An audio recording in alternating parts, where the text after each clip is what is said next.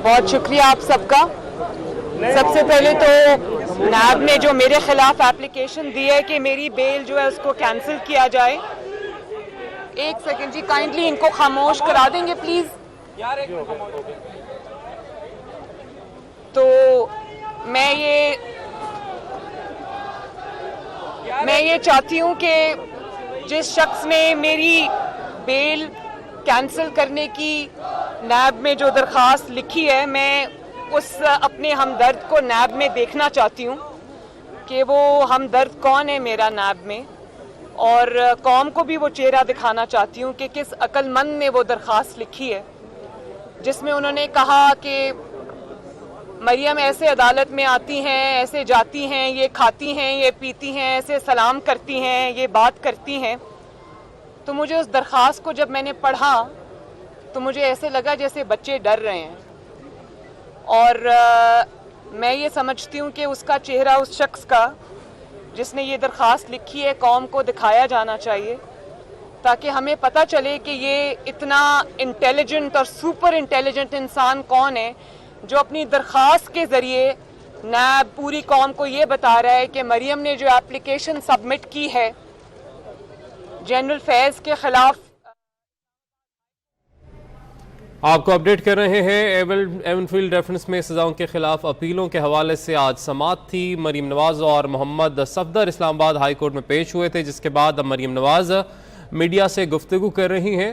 आपको आज की समाअत का अहवाल बताते हैं। आपको बताएं कि इरफान कादिर की जानिब से आज ये दलाइल दिए गए कि बेगुनाह शख्स को सजा देना पूरी इंसानियत को सजा देने के मुतरादिफ है।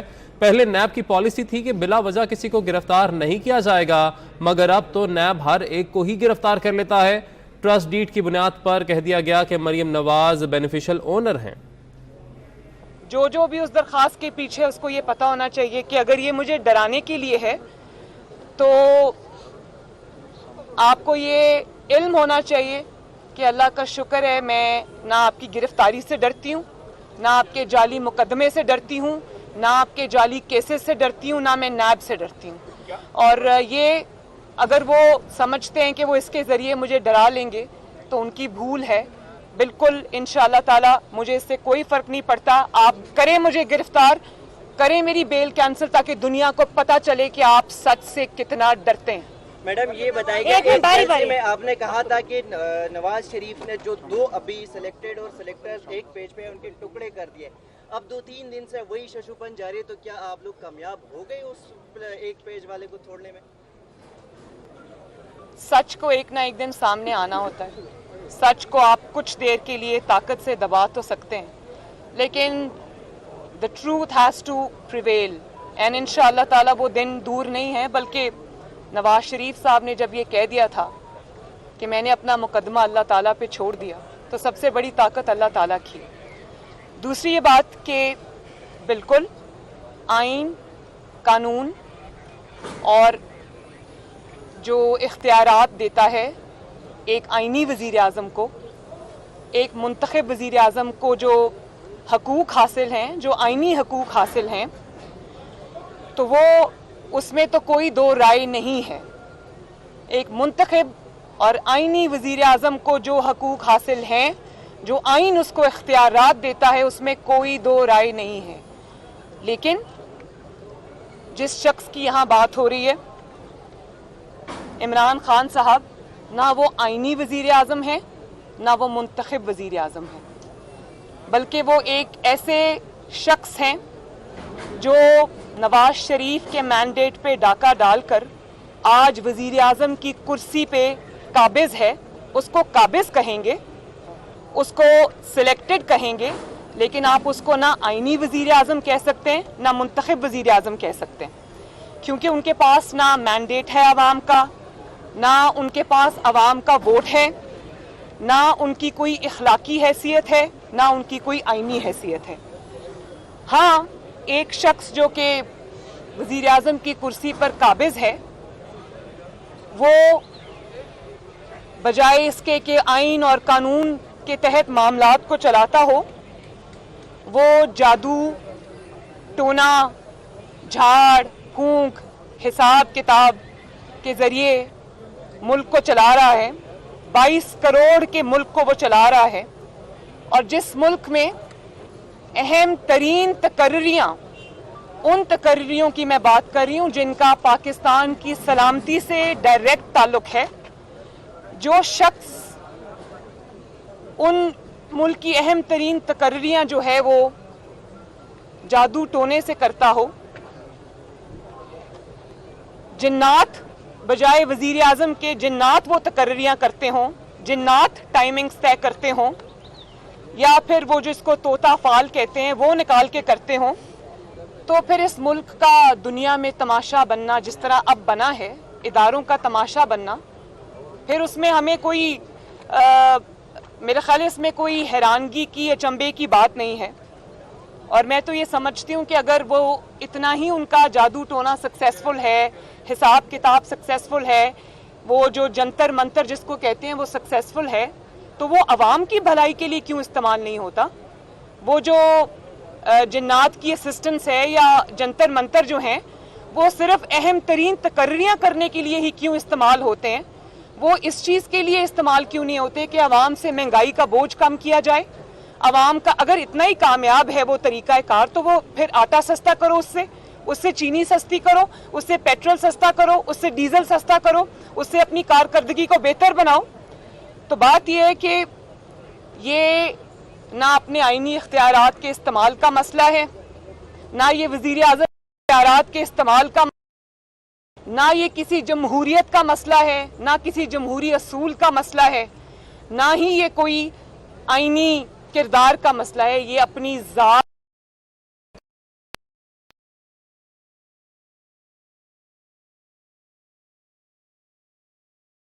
पूरे मुल्क को एट अ ग्राइंडिंग हॉल्ट आप ले आए हैं। पूरा मुल्क इस वक्त बंद है, इदारों का मुल्क का तमाशा बन चुका है, सिर्फ इसलिए कि एक शख्स को आपने रिटेन करना है, क्योंकि वो आपकी हुकूमत चलाता है, वो आपके अपोनेंट्स को के लिए अखाड़ पछाड़ करता है। तो समझ नहीं आ रही कि ऐसा क्या मामला दरपेश आ गया? क्या कौम को आपने बेवकूफ़ समझ रखा है? आप समझते हैं कि आपकी इन हरकत और सकनात का कौम को इल्म नहीं है कि इसके पीछे बात क्या है? और जब आप ये कहते हैं कि हम कल पढ़ रहे थे कि वज़ीर आज़म का आईनी हक होता है, इख्तियार होता है, आज आपको वोट को इज्जत दो याद आ गई है, तो मैं आपको ये बता दूं कि आपको नवाज शरीफ बनने की कोशिश भी नहीं करनी चाहिए। नवाज शरीफ जब वोट को इज्जत दो का नारा लेकर मैदान में आया था, तो वो मुंतखब वज़ीर आज़म था, वो आईनी वज़ीर आज़म था, वो अवाम के वोट से आया था, वो एक बहुत लंबी जिद्दोजहद तय करके आया था, उसकी एक बहुत बड़ी आईनी स्ट्रगल थी जो उसकी ज़ात के लिए नहीं थी, उसकी ज़ात की उसने कुर्बानी दी, उसने अपनी हुकूमतों की कुर्बानी दी, लेकिन आइन के लिए, पाकिस्तान के अवाम के लिए और वज़ीर आज़म के ऑफिस की इज्जत के लिए उसने अपनी हुकूमतें कुर्बान कर दी। और उस तरह की जो स्टेटस है वो अचीव करने के लिए, वोट को इज्जत दो का नारा लगाने के लिए आपको जेलें बर्दाश्त करनी पड़ती हैं। आपको मैं डिक्टेशन नहीं लूँगा कहना पड़ता है और फिर उस पर कायम रहना पड़ता है। आपको अटक किले में जाना पड़ता है, आपको जिला वतनी बर्दाश्त करनी पड़ती है, आपको झूठे केसेस बर्दाश्त करने पड़ते हैं, आपको झूठी सजाएं बर्दाश्त करनी पड़ती हैं, आपको जेलों में जाना पड़ता है, आपको ह्यूमिलिएशन बर्दाश्त करनी पड़ती है, आपको अपनी बेटी को जेल में जाता हुआ, किसी बेगुनाह बेटी को जाता हुआ देखना पड़ता है। तो आप इमरान खान साहब से मैं ये पूछना चाहती हूँ कि उनकी सियासी पहचान क्या है, उनका सियासी तशख़्ख़ुस क्या है? उनका सियासी तशख़्ख़ुस और उनकी सियासी पहचान और उनका सियासी तारुफ जो है वो है मुंतखब हुकूमत के खिलाफ साजिश करना, मुंतखब हुकूमत और मुंतखब वज़ीर आज़म के ऑफिस के बाहर 124 कितने दिन 120 दिन का धरना देना, 126 दिन का धरना देना और कहना कि वज़ीर आज़म को मैं गले से घसीट कर निकालूंगा, और लोगों को ये बताना कि एम्पायर की उंगली उठने वाली है, और उसके बाद नवाज शरीफ के मैंडेट को छीनना और उस पर काबिज हो जाना अवाम के इख्तियार के ऊपर, वोट की हुर्मत को पांव के नीचे कुचल के आना, عوام کے ووٹ کی پرچی کو پاؤں کے نیچے کچل کے آنا, سازش کرنا آپ کی تو پہچان یہ ہے. تو آپ کا اصول سے, آپ کا جمہوریت سے, جمہوری جد و جہد سے, ایک آئینی وزیر اعظم کے اختیارات سے, اس کی عزت سے آپ کا کوئی لینا دینا نہیں ہے, آپ کا کوئی واسطہ نہیں ہے. تو نواز شریف بننے کی تو کوشش بھی نہ کرنا, اور شیر کی کھال پہننے سے کوئی شیر نہیں بن جاتا. ایک سیکنڈ, اور پھر آپ کہنا چاہتے ہیں یہ تو بات یہ ہے کہ آپ کی جو پوری سیاسی جد و جہد ہے پچھلے 8-10 سال کی, وہ جمہوریت کے خلاف سازش سے عبارت ہے. اور اگر آپ یہ سمجھتے کہ آج آپ بدترین نالائکی, نااہلی, کرپشن سکینڈلز کے بعد اگر آپ کو یہ اپنی فیس سیونگ نظر آ رہی ہے کہ آپ اس میں سیاسی شہید بن جائیں گے, تو یہ نہ ہوگا انشاءاللہ تعالی.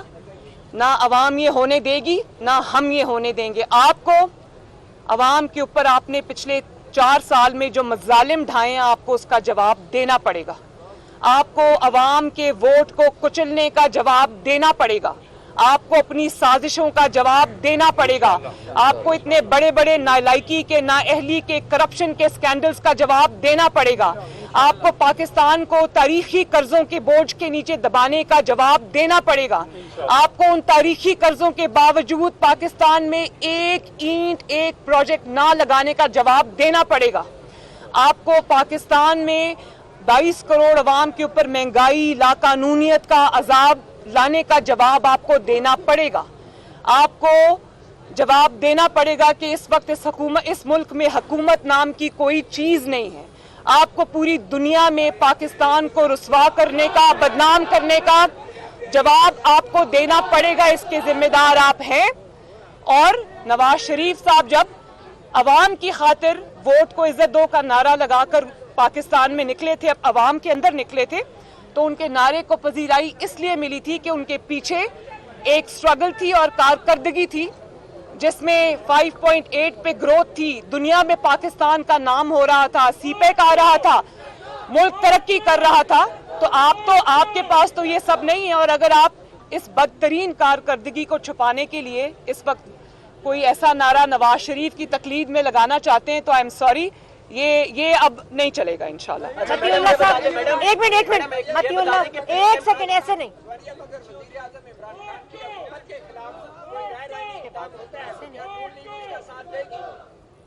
میں نے آپ کو پہلے ہی بتا دیا کہ غیر آئینی جو انسان جس کا نام عمران خان ہے, وہ آئینی اور منتخب وزیر اعظم نہیں ہے, اور وہ آئین کو روند کے آیا ہے, وہ آئین کا مجرم ہے, اس کو وہ جواب دینا پڑے گا پہلے.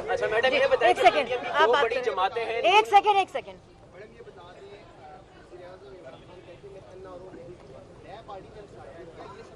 میں متی اللہ جان صاحب آپ کی بات میں تھوڑا ایڈ بھی کرنا چاہوں گی کہ نہ صرف یہ کہ مسلم لیگ نون کی جو جد و جہد رہی ہے وہ عمران خان جیسے شخص کے خلاف ہے, بلکہ اب مسلم لیگ نون عوام کے ساتھ مل کے یہ جد و جہد کرنا چاہتی ہے کہ آئندہ کوئی شخص بھی عمران خان کی مہرہ بن کر سامنے نہ آئے, اور اس قسم کی ڈیموکریسی سے, جس کو ڈیموکریسی کا چہرہ بتایا جاتا ہے, اس سے عوام کو ہمیشہ کے لیے نجات ملے.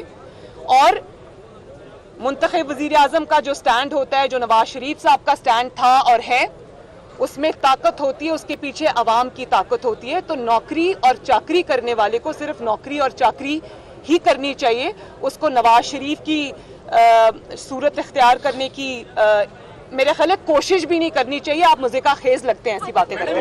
ایک منٹ ونوشین, ابھی ان کا سوال ختم ہو جائے.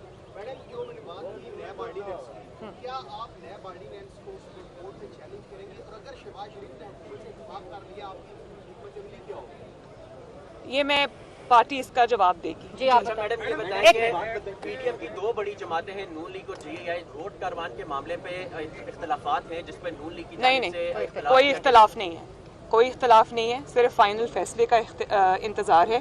پی ڈی ایم میں اب جتنی بھی جماعتیں شامل ہیں सब एक एजेंडे पे हैं, किसी का कोई इख्तलाफ नहीं जी है। कयूम सदीकी साहब एक सेकंड, कयूम सदीकी साहब एक सेकंड, ऐसे नहीं कयूम सदीकी साहब आप बात करें, ऐसे नहीं हो सकता भाई, एक मिनट चले आप कयूम सदीकी साहब आप बात करें। जो एजेंसी खुफिया हो और उसके मामलात चौक चौराहे में ज़ेरे बहस आने लग जाएं, इससे पाकिस्तान की किस कदर सुर्खी देखते हैं आप? जब आप जिन्नात के जरिए ये सब कुछ करेंगे तो फिर तो यही होगा। कयूम सदीकी साहब बात करें। आज आपके वकील जो है इरफान कादिर साहब, उन्होंने नैब से ये कहा कि वो डॉक्यूमेंट दिखा दीजिए जिससे मरियम नवाज बेनिफिशियल ओनर साबित होती है। लेकिन आपकी जो गुज़िश्ता दरख्वास्त थी जिसमें जनरल फैज़ का जिक्र था पोलिटिकल इंजीनियरिंग का, उस पर उन्होंने कुछ भी कहने से एतराज़ किया है। ये मसालिहत है या लीगल हिकमत अमली? मेरा ख्याल है कि मेरी दरख्वास्त जो है वो उसमें कोई एम्बिग्विटी नहीं है, उसमें मैंने खोल के एक एक चीज़ बयान कर दी है।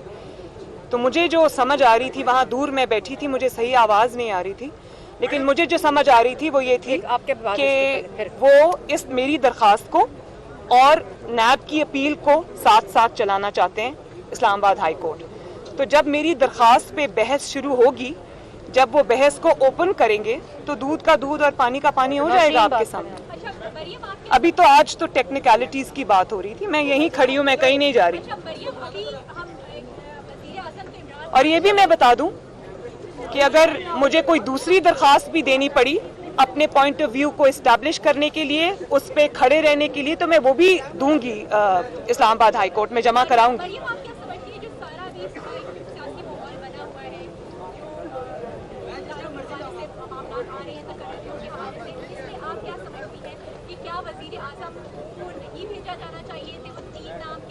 मैंने आपको इसका जवाब दे दिया है नौशीन, मैंने आपको दे दिया है कि ये अगर अपने आप को हुकूमत अपनी बचाने के लिए हो रहा है और अगर आपकी टाइमिंग ऊपर नीचे हो रही है क्योंकि जिन्नात कुछ कह रहे हैं और आपका हिसाब किताब कुछ कह रहा है, तो ऐसे लोगों पे समझ नहीं आती कि इंसान हंसे या रोए कि ये कोई छोटा मुल्क नहीं है, ये 22 करोड़ अवाम का मुल्क है और 22 करोड़ अवाम की किस्मत का फैसला, इस मुल्क के अंदर जो सबसे ज़्यादा वाइटल और इम्पोर्टेंट फैसले हैं, अगर वो इस किस्म की तरीकों से होंगे तो इस मुल्क का अल्लाह हाफिज है। वोट को इज्जत दो की आप बात कर रही हैं, एक हफ्ते से कहाँ बता रहे कि सरबराही का जो मामला है वो अटका हुआ है, इस पर आप इमरान खान के मौक़िफ़ की हिमायत करेंगे? मैंने जो बात करनी थी मैंने कर दी। आप बात करें। आपने जो बात की पॉलिटिकल इंजीनियरिंग की, ये 2016 में हुई, आप 5 साल बाद उस मामले को हाई कोर्ट में लेके आइए। मैडम 5 साल के इंतजार आपने क्यों किया?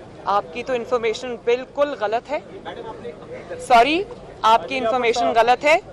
ये जो वाक़या हुआ था जिसको मैंने अपनी दरख्वास्त में कोट किया है, ये 2018 की बात है। 2018 जी नहीं, ये मेरे केस से मुतालिक है। इलेक्शन में जो हुआ वो पूरे कौम के सामने है। मुझे उस वक्त सज़ा हो चुकी थी और सज़ा के बाद ये बात सामने आई, मेरी सज़ा के बाद, वर्डिक्ट के बाद ये बात सामने आई, प्रॉबेबली जब मैं जेल में थी, तो उस वक्त ये बात सामने आई। तो फिर मुझे अब अपील के ज़रिए ये सारे हकायक एक रेलेवेंट मौके के ऊपर सामने रखने थे, मैंने रख दिए। आखिरी सवाल